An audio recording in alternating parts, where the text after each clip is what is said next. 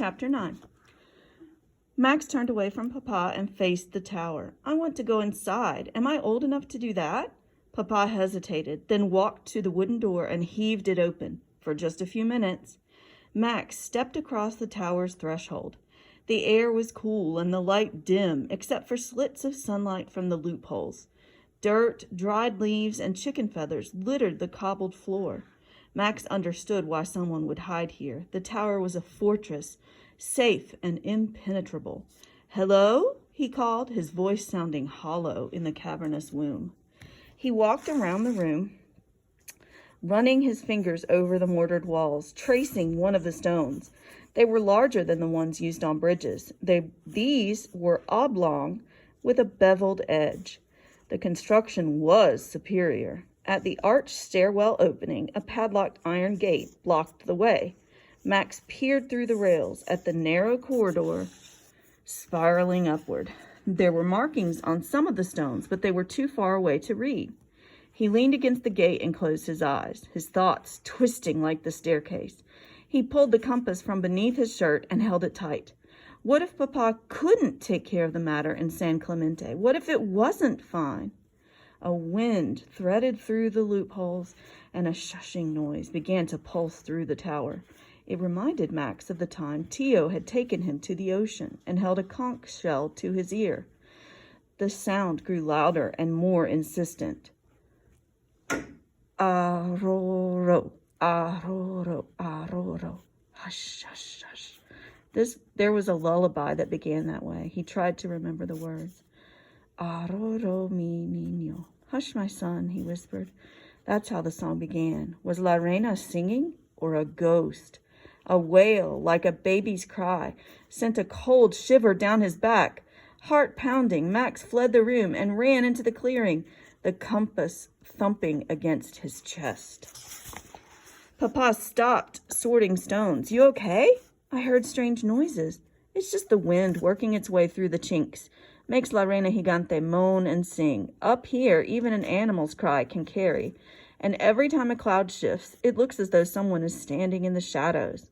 Papa shook his head. It's no wonder all the rumors of ghosts. Max nodded. It had felt more than that. He took a deep breath. Why is the gate inside locked? Tio wants to preserve the tower. Someday make it a monument. A lot of history happened here. What are the markings on the wall? People scratched their names and messages on the stones so loved ones who followed would know they had made it this far. Or just to show they were once here. Can you take me up there? No, Papa rubbed his forehead. We're never to disturb anything in the tower. Besides, it's not safe.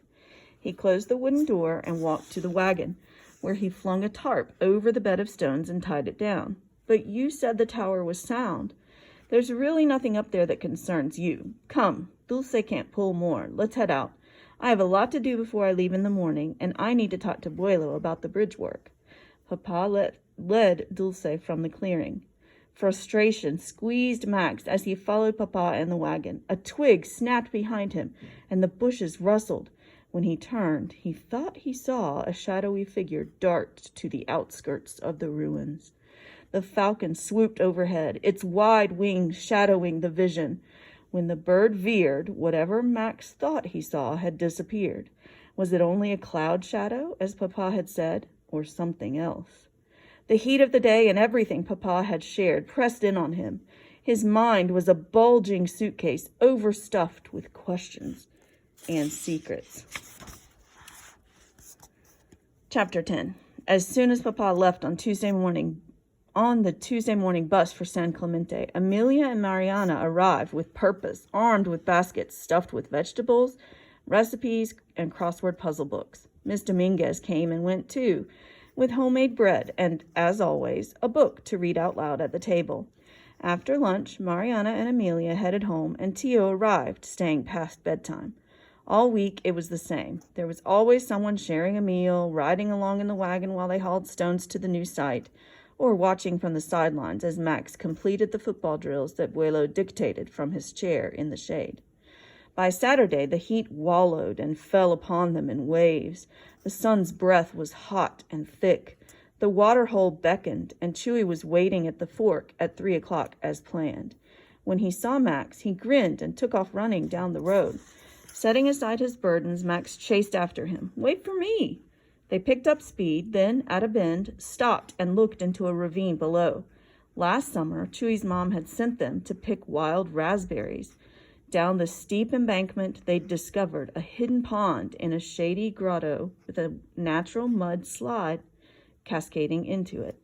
"There," said Chewy. Halfway down the bank, the wild berry bushes sprawled along the hillside. They found the top of the gully and stripped down to their shorts.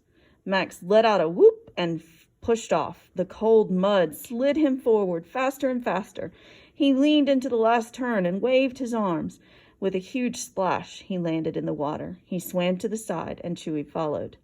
They ran up and slid down the hill a dozen times, shoving and splashing each other, before finally climbing onto a large flat rock. They stretched out on their stomachs like basking lizards.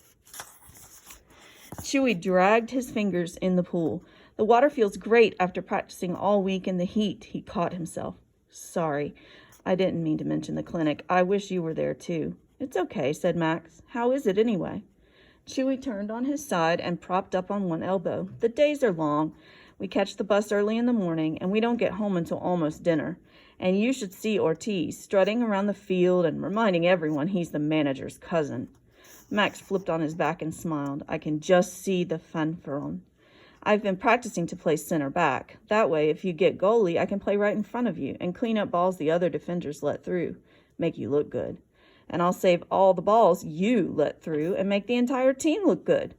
Water trickled, but dragonflies fluttered. Birds whistled. For a moment, Max could almost imagine it was late summer and he didn't have a care in the world. "I got a pair of volantes," said Chewy. "The coach had some from players who only wore them in tournaments. They're like new."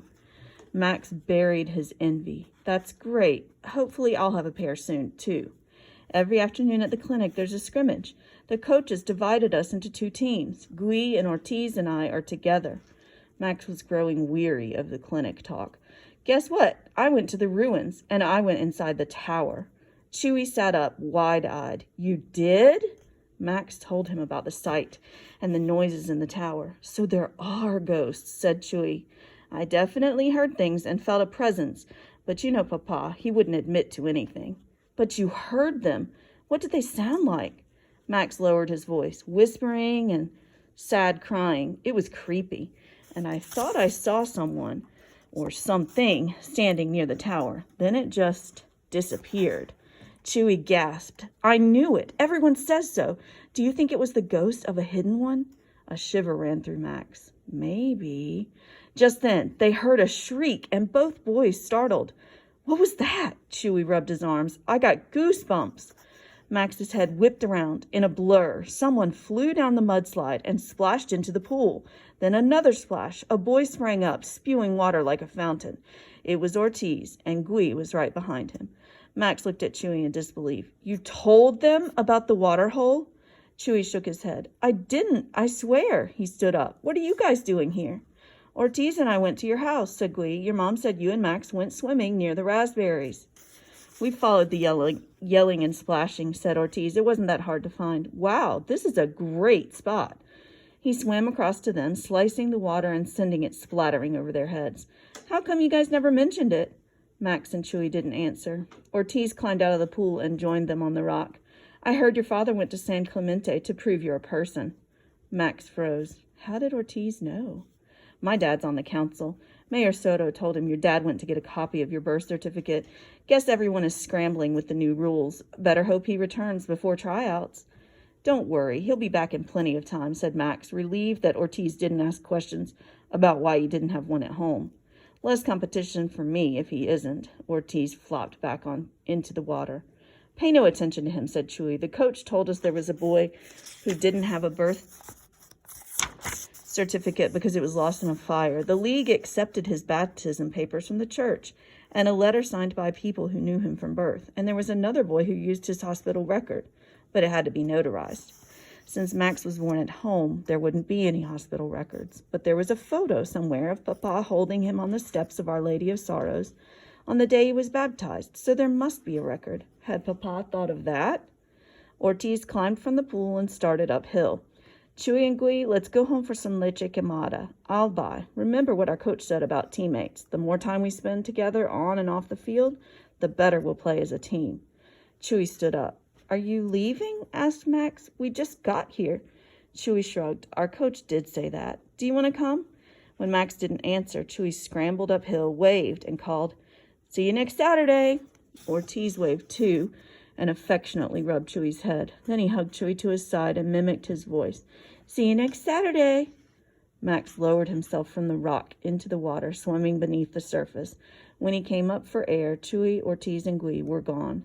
As he climbed from the pool and dressed, he thought about what Papa had said, that he and Chewy would always be like brothers. It didn't feel like it anymore. A strange knot of hurt shadowed Max. On the way home, he pounded the path to the cottage, trying to outrun the feeling. But it followed, nipping at him like a hungry goat.